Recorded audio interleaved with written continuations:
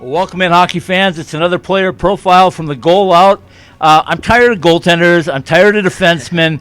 I don't know. I want forwards and defensemen, I guess. Let's go that route. The goaltenders get their own life, right? Brandon Koch with me here at the Air Force Academy. Brandon, how are you? I'm great. How are you? I'm doing real well. Let's jump right into this thing. Let's talk about the Air Force. What drew you? What made you want to be a cadet? Yeah, my brother was a 19 grad here, so I got immersed to the Air Force life or cadet life at a younger age. So, I mean, I saw what he went through and the benefits, and obviously there's cons to every situation, but the pros definitely outweighed the cons. So I think that was a big part of what finally drew me to this place.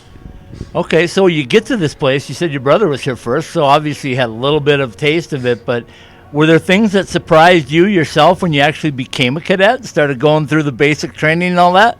Yeah. He kind of stayed away from a lot of that. Not that he would have definitely told me about the bad things. Like, he wasn't here to hide anything, but he allowed me to get my own experience, and I never truly asked about the bad things or all the good things. So I mean, a lot of that has to do with me.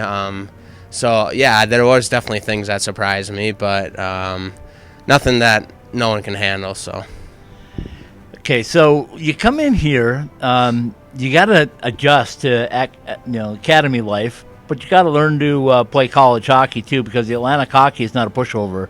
What was it like year one playing in the Atlantic Hockey Conference? Yeah, I mean, my first weekend as a freshman, we were out in South Bend playing Notre Dame, so that was a wake-up call. Yeah, a big wake-up call. We actually got out to a lead in that game, and then they were able to find a way to pull back. I think they beat us by 2 with an empty netter there, but yeah, I think the biggest thing was just the speed and the big gap between the freshmen and the seniors. I didn't come. I had another year of eligibility left when it came to juniors, but I came in a year early.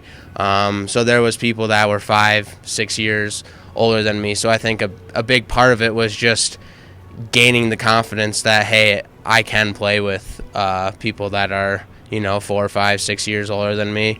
So yeah, it was a little bit of a struggle to begin with, but around Christmas time, my partner and I and whoever I was put with, we just had confidence. We trusted each other, knew where we'd be at in certain circumstances, and so that was a big part. And once I got that part of my game, the confidence and the trust of other people, then I was able to take off. This year is really different because it's coming off of a COVID year. The transfer portal was full of people. They went everywhere but the Air Force Academy. Yep. So what's it been like right now? I mean, as we tape this, it's early in the year, so you haven't had a whole lot of competition with a lot of other teams. But have you seen older, bigger teams that are causing some problems, or not really? I think we kind of taken the underdog type of role here at the academy, knowing that we didn't get the transfers and we didn't get the post grads because we have to be in and out of here in 4 years, and you got to start from the bottom and work your way to the top. So with the underdog role that we kind of have taken, I don't think it really has even crossed our mind. We've gone out there and formed our own identity, and which has been, outworking teams, and it's just been able to pay off these last few weekends. We talk to Coach Sartori all the time, and I'm sure he's a big influence in not only your life every day, but recruiting and doing things like that. What's it been like, and how's that coaching staff been for you guys to because Air Force has got this mantra type of thing, right, where they play all season long, and then all of a sudden they kick it into gear at tournament time, and look out, it's NCAA time. Here come the Falcons. Yeah, the coaching staff is unbelievable here. Obviously, Frank, he's been around the game for who knows how long. Okay, forever is okay. Yeah, so, I mean, having a role model like that is unbelievable. And then having Coach Doyle, he's been able to help teach Frank the more modern game. And between him, Frank, and Bergie, they've all been able to really push that on us. Our practices are no joke. Like, we're out there for a good push, and there's not many breaks. Like, once we go through, 4, 5, 6 months of practice, like, we're ready just to go out there and play. Like, we're sick of being out here on the ice. Okay, speaking of a push, you guys have a very unique situation coming up in a few days. You got Sacred Heart on Friday, Saturday. You get Sunday off. You got Sacred Heart again on Monday, Tuesday. How do you prepare your body for that? I talk to a lot of ACHA guys that'll go on 3-day road trips, and they'll tell me it's brutal. NCAA hockey is a little bit different, 4 games in 5 days. How do you physically get ready for that, and how do you mentally get ready for that?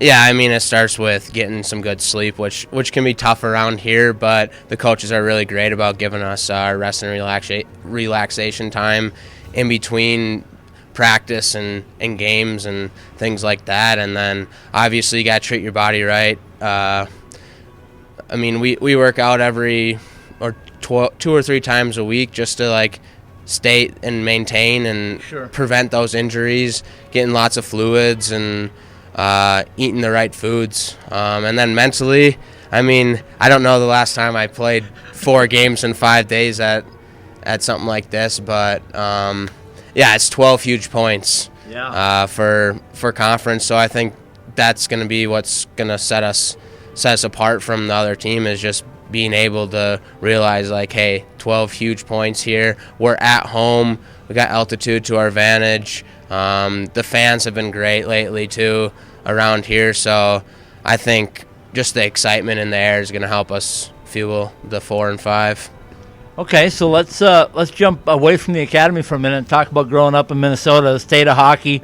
Yeah. As a youth player and deciding that you're going to go play college hockey somewhere, did you ever think that you would see 5, 6 NCAA schools in one state?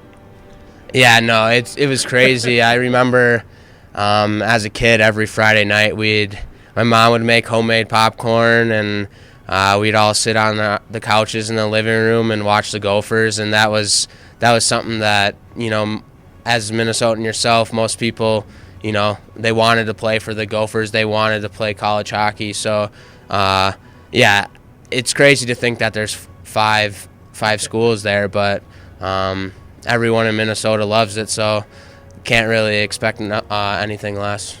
Give me a memory of starting to play the game. Do you remember back when and how you started and what you did to really fall in love with hockey?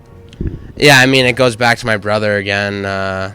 Him being 4 years older than me, I literally lived at the rink. I remember my dad telling me a story that as a kid, they literally left me at the rink.